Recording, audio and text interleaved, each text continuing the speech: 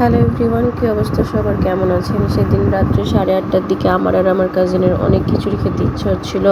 তো যাই হোক, আমরা রিক্সা নিয়ে চলে গেলাম আমানাতে আমাদের টুকটাক জিনিসপত্র কেনাকাটা করতে খিচুড়ি রান্নার জন্য। আর আমানার এই সেক্টরটা আমার খুবই ভালো লাগে। এখানে সব রকমের চা আর কফি পাওয়া যায়। আমি মোটামুটি আমার কালেকশানে রাখার চেষ্টা করি নতুন নতুন যেগুলো আসে।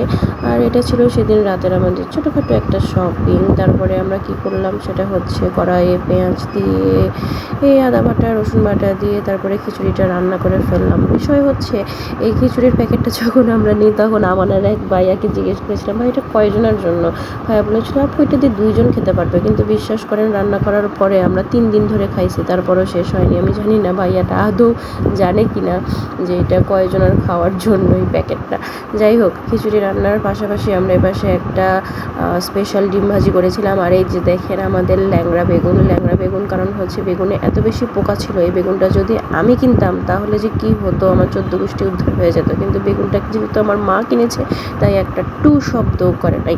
যাই হোক, তো এই ছিল আমাদের হঠাৎ খিচুড়ি খাওয়ার হঠাৎ আয়োজন। সো সবাই ভালো থাকবেন আর অনেক অনেক খাবেন। আল্লাহ হাফেজ।